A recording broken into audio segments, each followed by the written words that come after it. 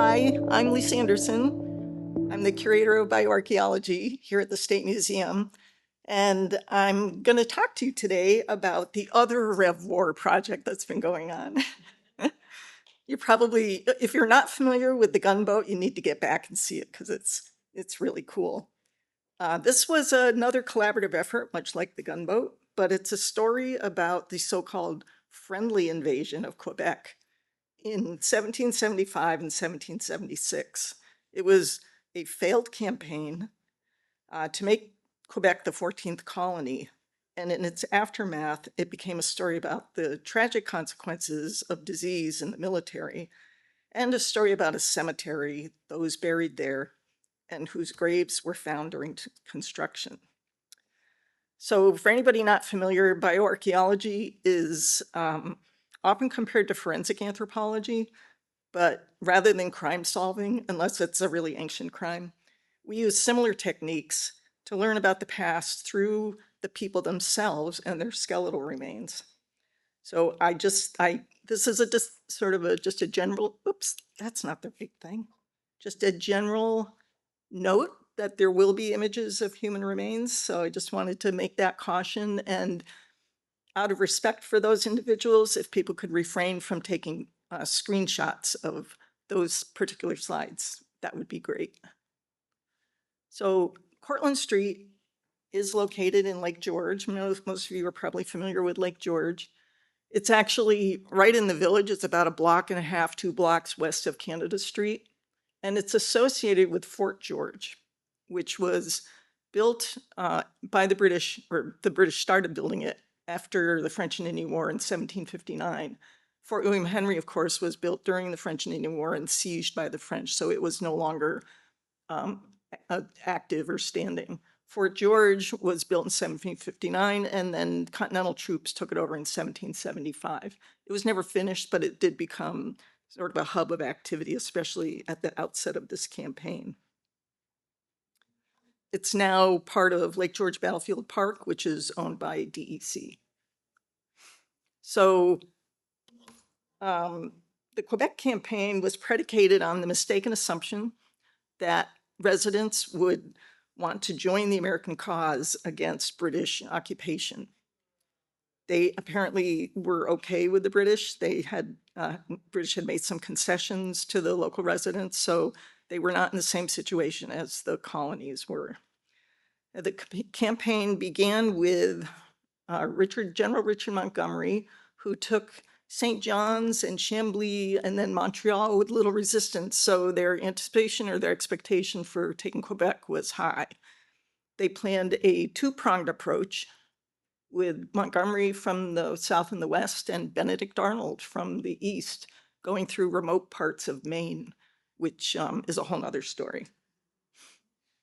They arrived outside of Quebec in December of 1775 to a host of problems.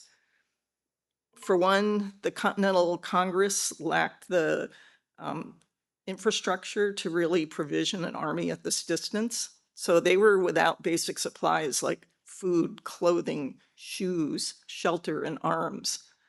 For many of the troops, their terms of enlistment were ending in January. So they were there in December and they could go home in January, and conditions were bad enough that many of them were anxious to get home. Military camps were notoriously unhealthy places, so when smallpox broke out, it had a catastrophic impact on an already fatigued army. Despite these deficits, a siege was launched on December 31st, 1775, New Year's Eve, in a snowstorm, and Montgomery was killed. Arnold was wounded. Hundreds were taken prisoner, and nevertheless, they continued the siege for several months, but with much diminished capabilities. Of approximately 10,000 troops, half were lost to disease, desertion, and battle. By May 6th, that spring, when boatloads of British reinforcements arrived, the American army fled in disarray. Soldiers stricken with smallpox traveled with them and contributed to the disease spreading. With the British in pursuit, The army was bolstered by some newly arriving reinforcements, most of whom had never been exposed to smallpox. So wasn't there something that could be done to protect them? Smallpox was highly contagious, and it would be several decades before a vaccine was developed, which eventually did lead to its eradication. But at the time, there was really nothing available except for this process known as inoculation, which involved putting a small amount of smallpox virus under your skin so that you actually contracted the disease.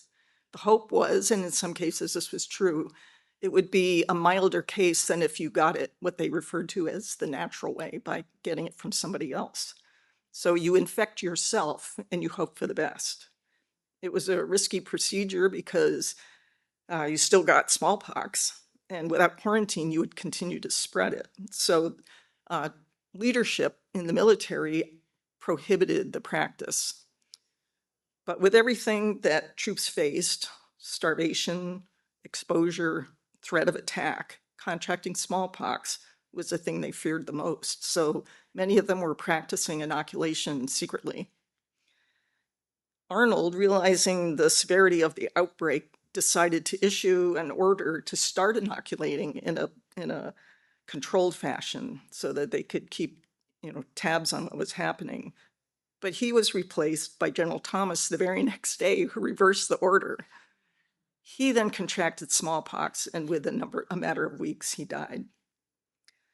And those who had been inoculated in that short window were not quarantined. Instead, they were deployed to Montreal.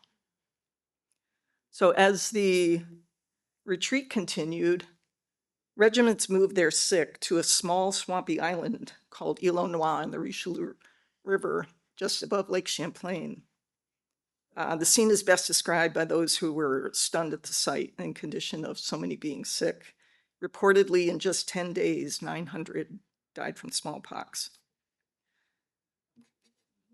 As they moved on in their retreat to Crown Point, the full impact of the epidemic was finally acknowledged, and there was a realization that the fear of smallpox was going to hamper their ability to get new recruits. And frankly, the colonies were really reluctant to send healthy troops up into this situation. So with General Horatio Gates just taking command, they decided that the best thing to do would be to establish a hospital at Fort George at the southern end of Lake George, where they could have essentially a mass quarantine of all those who were sick. So the sick were going to be sent to Fort George, while the healthy troops, presumably healthy troops, would go to Ticonderoga, where it theoretically would be more easy to defend against a British attack. At Fort George, General Philip Schuyler reported he had enough room for 350, and potentially more because they had supplies to build additional structures. This map is from 1759 when the fort was being built, and there's a series of maps that show buildings in the fort area that were labeled as hospitals on the maps. Whether they were still in use or even still standing by 1776, we don't know, but they would have essentially repurposed any building that was available to use for as hospital space. Two buildings that are mentioned in contemporary accounts. One is something called the West Hospital, which was over among the ruins of Fort William Henry, apparently a very large building, not far from the dotted areas where Courtland Street is, about where Courtland Street is. And another building down along the shore that may have been a warehouse or a magazine that was just below Fort George, and interestingly, was still in use as late as 1810 as a tavern. So there were buildings there that could be used as and were being used as hospitals according to contemporary accounts.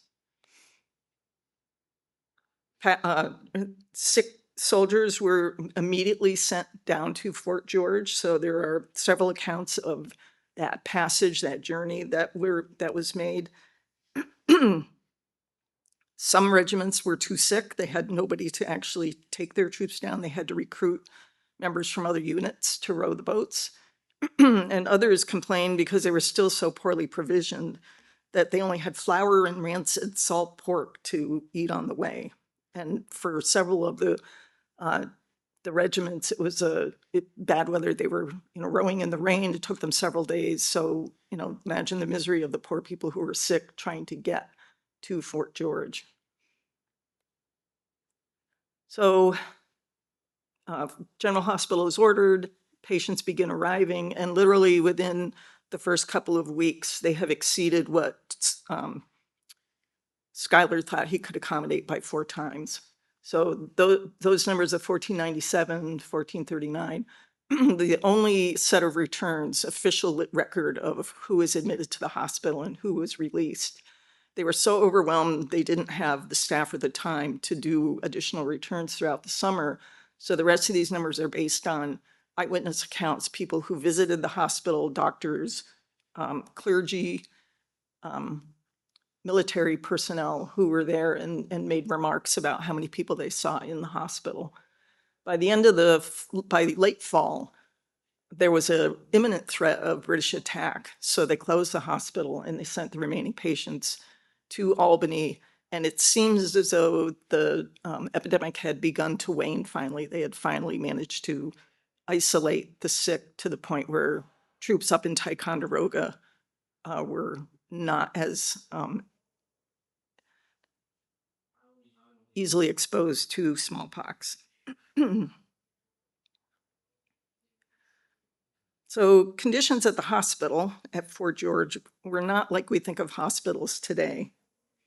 It was essentially a place to warehouse, and in this case, just isolate the sick, repurpose buildings, people crowded into whatever kind of structure they could just to keep them as comfortable as they could for the time that they were there. They were crowded, which only allowed other diseases to spread. There were all kinds of other diseases that were pretty rampant in camps, things like dysentery and typhus. So you might go in with one thing and be exposed to a host of other things, which would certainly compromise any chances of recovery. And the state of medical knowledge at the time was also not what we know of it today. So there was no knowledge of germ theory. And the belief at the time was that disease was caused by miasma or bad air. So fresh air was actually to be avoided. And practices such as burning pitch, sulfur, gunpowder, and vinegar fumes would have been completely ineffective for cleansing anything, much less the air. So they were really ill-equipped to deal with many of the conditions that people were experiencing. The physician in charge, Dr. Jonathan Potts, was well-trained, but he was without support, either staff or supplies that he needed.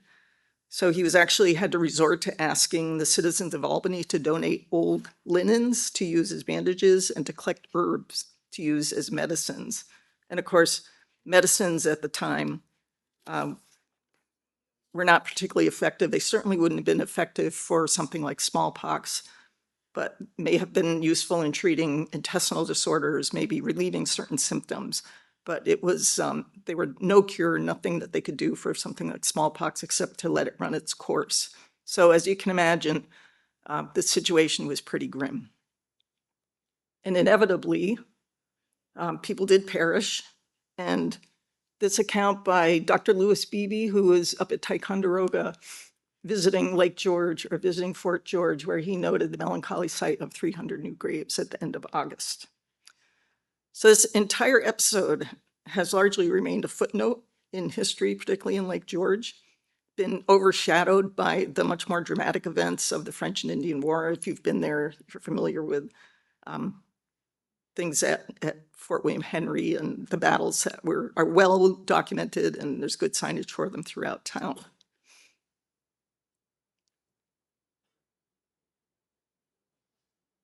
That is until this construction project in 2019. This was one of the first images of the site. The late Dr. David Starbuck was the first person called out to the site. And up in the soil pushed up in the back here, he was recovering fragments of bone. So this area here had had some graves and they were pushed up into the back. And I'll just say, note the stains in the wall here. I'm going to come back to that in a minute. But this was initially what it looked like. And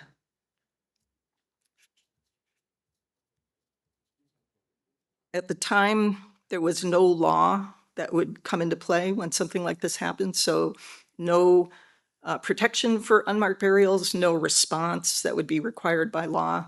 There is now, partly thanks to this project and other projects that have happened in recent years. And there's actually some flyers on the table if anybody wants to know more about the law. The site itself, this was taken, this is a Google Street View of that parcel, like the year before maybe. It was just a little tourist cabin colony. So pretty much undeveloped. These buildings had no foundations. There was probably some subsurface utilities, but otherwise it was undeveloped. And this was built in the 50s. Prior to that, it was not developed. This had been hung up in some kind of family dispute over the property for many decades. So this parcel was undeveloped, unlike the entire rest of the area. So everything surrounding Courtland Street has been developed and redeveloped. And these are accounts that we've assembled of discoveries of burials all throughout the village of Lake George, not just the village, but this particular neighborhood. So clearly Courtland Street is part of a larger cemetery. And many over here, like around Fort William Henry, probably associated with the French and Indian War. And it would normally be assumed that the rest of these were too, but what we know now is that they're very likely associated with the American Revolution. This also may give credence to accounts by early 19th century travel writers, Theodore Dwight in 1831 and Francis Parkman in 1842, who described seeing 1,000 graves among the pines in Lake George. So back to the construction site, these stains on the wall, there's one there, there's one there, there's several of them here. They were easier to see in the other photo. These are actually partly intact graves. So they've been disturbed, but there's still something there. So we were given access to the site for 2 days in the middle of February to recover what was left in those graves. And with the help of archaeologists from 3 state agencies and a bunch of people who are here, as well as volunteers from the Lake George area, we were able to recover those individuals, or what remained of those individuals. And this is what we found. So there were there's a whole row of graves. They were impacted differently because the original row is on a different axis than the builder's trench was. So they were all impacted. They were all disturbed, some far more heavily than others. There were 14 partly intact graves. Many, at least for those where age could be determined, many were in their teens and 20s, and the youngest was 6 to 10 years old. 3 of them were in coffins, and 3 were crowded into a single grave. That's this one here. The only tie to the American Revolution was a couple of buttons that were found associated with this individual over here, and they bear the letters 1BP, that stands for the 1st Pennsylvania Battalion. These are pewter buttons. They were regimental buttons. And the 1st Pennsylvania Battalion was raised in October 1776 and ordered to the Quebec Campaign in 1777. They were also among some of the first who were sent to the hospital at Fort George. There were no other identifiable personal items that were found, but not all units had regimental buttons or uniforms. And as a hospital cemetery, patients would have had their clothing and gear removed when they were admitted. One more thing to note here, there was evidence in this south wall here of another grave. The soil was too unstable and we weren't allowed to investigate it, but what it told us is that there was probably another row here. And we suspect, given the size of this hole, there may have been a 3rd row. So what happened to the rest of these people and maybe this entire row? Well, it was here. So this pile of soil was set aside on the site, and we knew there was bone in it. We had already done a little bit of exploratory work. And it was kind of a crazy idea, but we decided it had to be sifted. It was important to recover the remains of those soldiers. So starting in May of 2019, this is a crew of locals and some folks who are here. We started the process of sifting, and with the help of about 140 volunteers, over 15 months, we were able to sift that pile and recover fragments of at least 40 people. So another reason for doing this is the possibility that we might learn something about them. So because our skeletal systems are living tissue during life, they respond to certain things that we experience as we grow up and grow old, and it can retain a record of various stressors or things that happen to us. And you can potentially create an osteobiography, if you will, of a person. If you have multiple individuals, you might be able to say something about a community or a population, or in this case, a group of people who were part of the Quebec Campaign. That was our hope. So maybe be able to reconstruct individuals and say something about them, and then say something about the larger group who was recovered from the pile. What would we want to know? Well, who were they, for one thing? So we know that enlistment age was started at 16, although people enlisted at younger ages. There might be women there. There were women traveling with the 1st Pennsylvania Battalion who were ordered to be nurses at the hospital, and certainly children would have been with them. There may have been enslaved individuals as well as indigenous people. So our question was, who comprises this population? What can we learn about their diet? We have all these accounts that they were poorly provisioned, that in some cases there was starvation. Can you learn that from the bone? Can you find nutritional deficiencies? So in some cases you can. Will we see that? What about disease? Something acute like smallpox you would not expect to see in the bone, but if you have other chronic infections, and certainly many of these people did, you might see that as well. And what impact did military service have on people? You know, something like repetitive, strenuous activity, marching, just general labor that they were required to do. How would that impact the body? We do know that you can develop certain kinds of bony responses to things like that. So something like that we would want to look for. And trauma. I mean, theoretically, most people who were sent to the hospital were sent there because of disease, but there certainly would have been people who were injured just in the course of duty or who sustained injuries as part of the campaign and may have ended up in the hospital. So those were some of the things that we thought, if we could identify individuals, we might look at. The problem is that what we recovered in that pile was broken fragments of mixed and commingled bones. So the chances of identifying or putting people back together sort of got dimmer and dimmer. And this is an image of some of the fragments. This is just a sample of them. Gives you an indication of just how much of an impact heavy equipment can have on bone. So we shifted our focus and started by reconstructing elements. These are all femurs, your upper leg bone, and our femora. And so we, from all of those fragments that were shown in the other picture, reconstructed what we could. You can see many of them are still missing parts. There's still a lot of ends that are missing. So, you know, any conclusions we draw have to be qualified that we are missing a lot of data here. But from what we do have,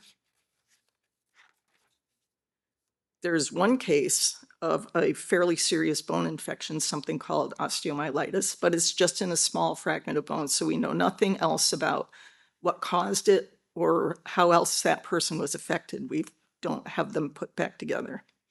Other than that, there were only very mild cases of infection, sort of a generalized infection known as periostitis. So something that's actually pretty typical in most populations. So it doesn't say much about what they experienced in terms of infection. There was only mild osteoarthritis that would be in the joints. Of course, many of these individuals were young, and we are missing a lot of joints, but you can have early onset arthritis. It's not showing up in these individuals. And there's no apparent evidence of trauma. That goes for all the long bones, with one exception that I'll mention at the end. Reconstructed crania. Each of these is a person. So here we are, we're getting, some people would look at cranial elements for evidence of nutritional and disease stress, and there is some. There's nothing really severe.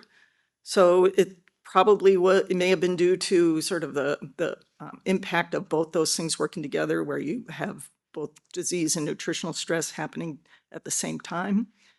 Might have been pretty typical of this population, but there's really nothing conclusive that can be said.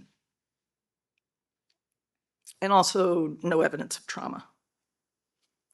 My colleague, Julie Weatherwax, reconstructed all the dentition. So she matched 781 of 833 teeth for 42 individuals. So again, each of these trays is a person. This is as close as we're going to get to people. But this is really important because teeth can tell you a lot about somebody. They're very sensitive indicators of age. They record things about what you're ingesting, what you're putting in your mouth.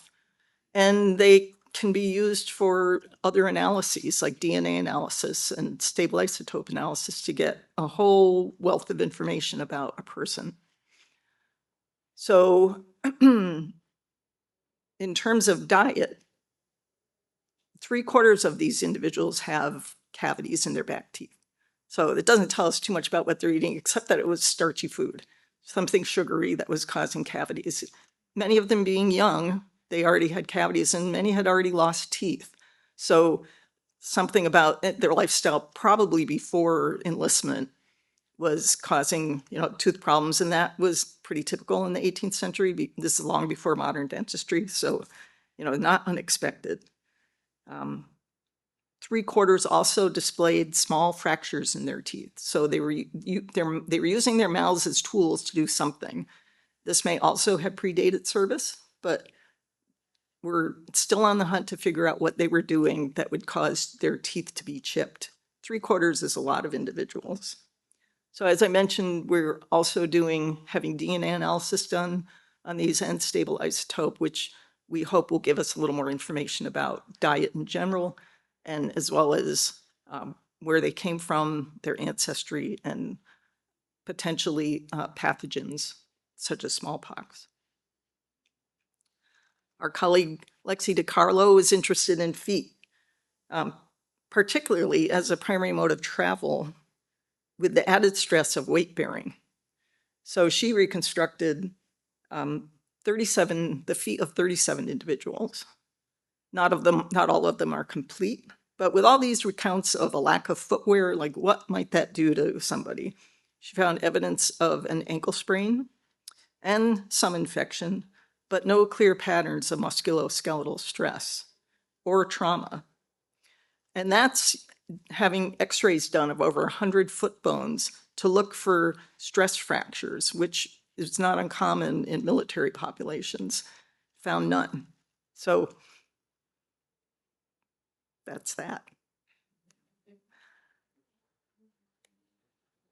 Just taking together everything that we've analyzed and documented so far, all the various elements. So again, we don't have people here, we have elements. You can see 44 is the highest number that we have with the femur. And with the dentition, which I mentioned is the most sensitive indicator of age, you can see that they tend very young. So there's many who are under 20 and also many in their 20s. So this is typical probably of a 18th century military population. I believe the average age of enlisted men was like in their 20s, 22, mid-20s. So really consistent with what we would have expected. Looking at it a different way, there was some question. This is the cabin colony here where the site was. It's right across the street from another cemetery. So this is a 19th century public cemetery. And there was some question about whether this particular cemetery was just part of that, and it just was unmarked. So looking at the age of death data from the gravestones in the Caldwell Cemetery, you can see it reflects a really typical general population with a lot of very young and even more very old. So this J curve is very typical of general population. If you compare it to Courtland Street, it's exactly the opposite. So it shows that what we have is really a concentrated group of people who are, in their teens and 20s, not a typical general population.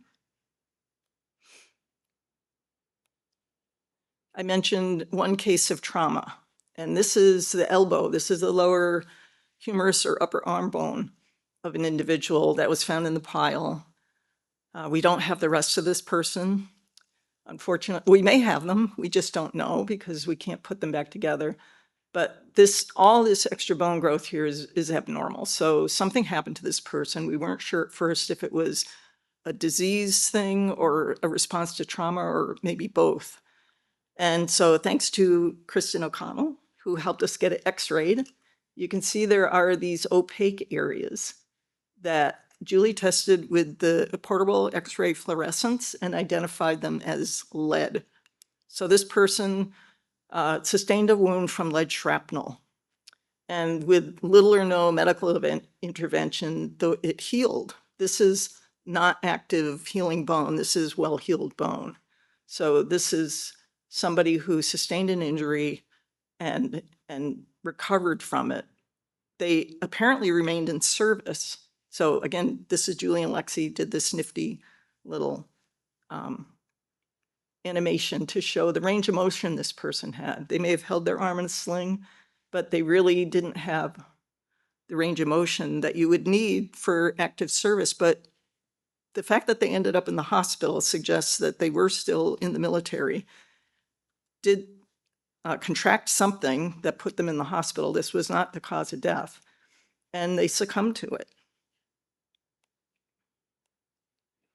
So in summary, what we seem to have are healthy, able-bodied, and well-disposed young men. I mean, there's a lot more that we need to learn about them, but we're not seeing the kinds of skeletal evidence of severe stress that we know from documentary evidence that some were exposed to. So we do have results from the first 9 DNA samples that were submitted, and while we have suspected that many were male, we can now confirm that of those 9, they are male, and they are of Western European ancestry. They don't show the level of stress we thought, but obviously they were not well. They were sick because they ended up in the hospital and they succumbed to whatever they had. They just don't bear the marks of prolonged mechanical or health stress. We know most were indeed young, and it's possible that they were among those who were sent as reinforcements. So they may not have actually been part of the original Quebec campaign. They may have joined the troops partly on the retreat, or maybe even later. And because of these concerns everyone was expressing about unexposed people contracting smallpox, that may indeed be what happened. So it's possible that they joined the conflict later and were exposed when they arrived. So we may not have complete individuals, but we are getting a little better sense of who they were in terms of them being young, likely male, and we hope to know more as the rest of the analyses are completed. And you might wonder what will happen to them. So the town of Lake George has been planning pretty much since the beginning of this process for reinterment. And they've got schematic plans, they have funding, they have a website, they're actually raising funds for it. There's some flyers over here if anybody wants to take one. And they plan reinterment next Memorial Day weekend. I think it's going to be on the Friday before Memorial Day at Battlefield Park. Everybody is invited. And we have new partners now, thanks to the Northeast Woodworkers Association, who are making the boxes. So these beautiful boxes, there's a few more over here, for the reinterment. So we are on our way to getting these folks reinterred next year. And in the meantime, hope to learn anything else that we can about them. And that's it. If anybody has any questions. Yeah. How do you you take all these mixed up pieces? It's like a puzzle, but how do you put them together? Are they different colors or different, do you test them or? Julie is an expert at that. Like how something makes up for like there's certain features on bones that can match the ends together. Okay. So when something breaks in half, you can kind of match those ends together. It was a little bit harder because they're all so similar. They're all similar height, they're similar age, they're all male. So that stopped a lot of matching. Whereas normally you have a large person and a small person, that things are separate. You know, with this one, it was a bit harder. So it was pretty much just putting the ends together. Do you do jigsaw puzzles? It really is like a 3D puzzle times, what, 44.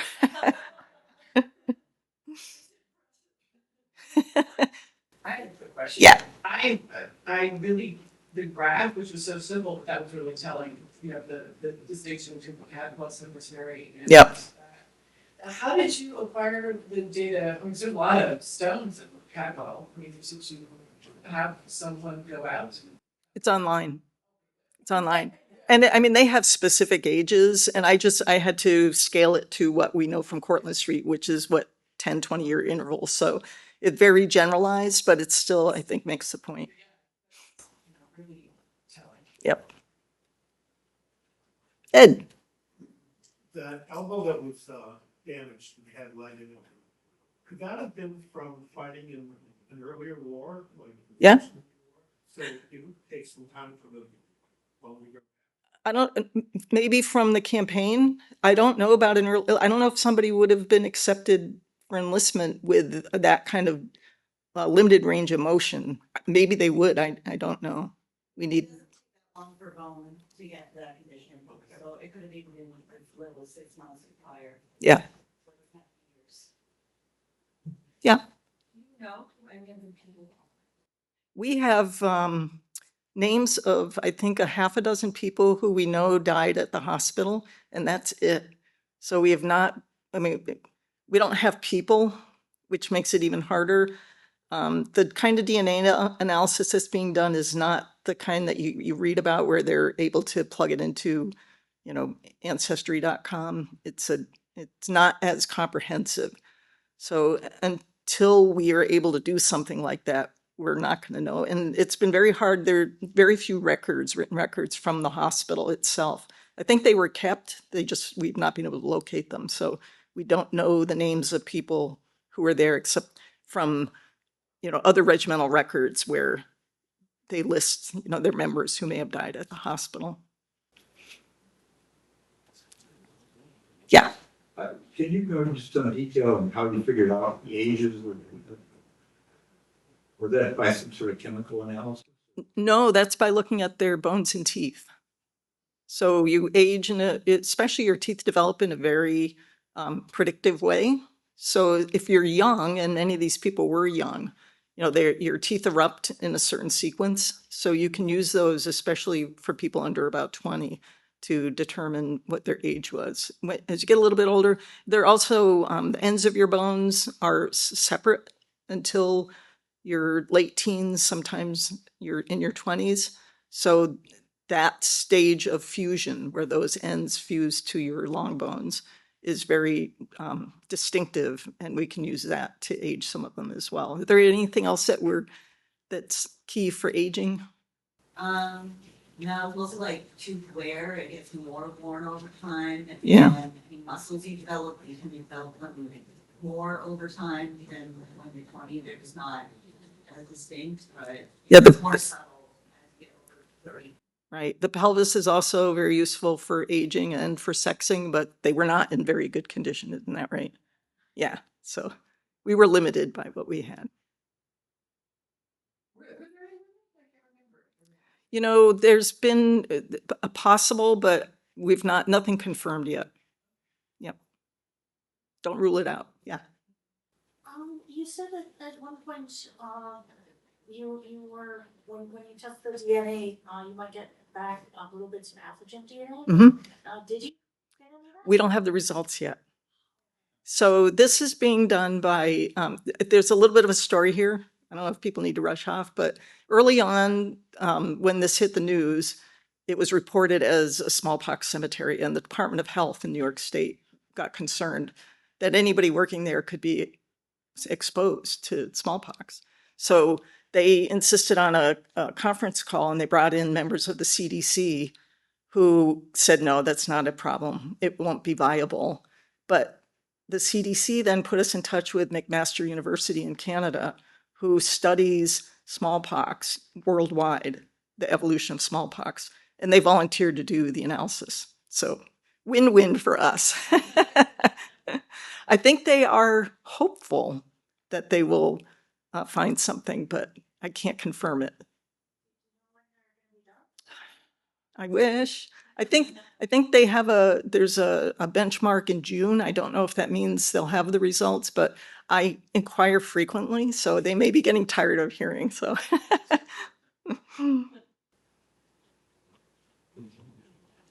Just a comment, it's amazing to find out that there's the argument about vaccination, yes or no, back then. Yep. Hundreds of years ago.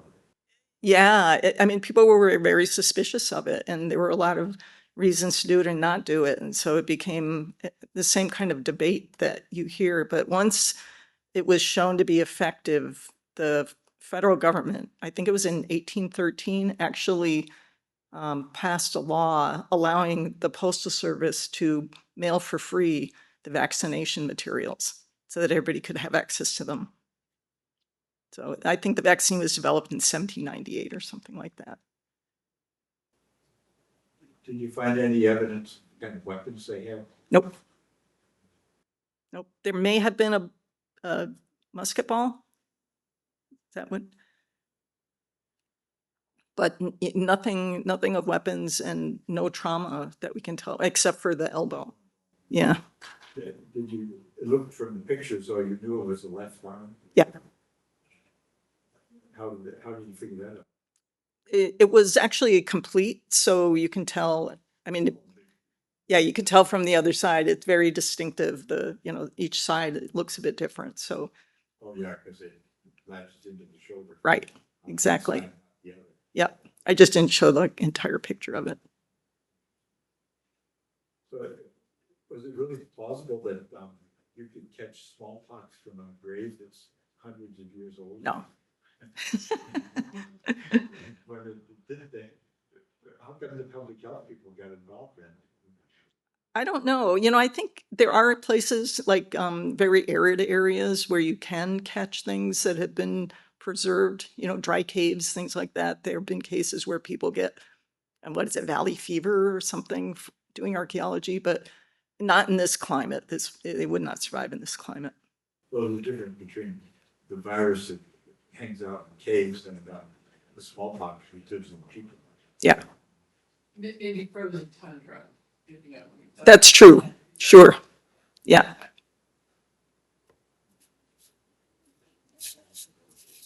Thank you, everybody. And thank you to all of our helpers and partners.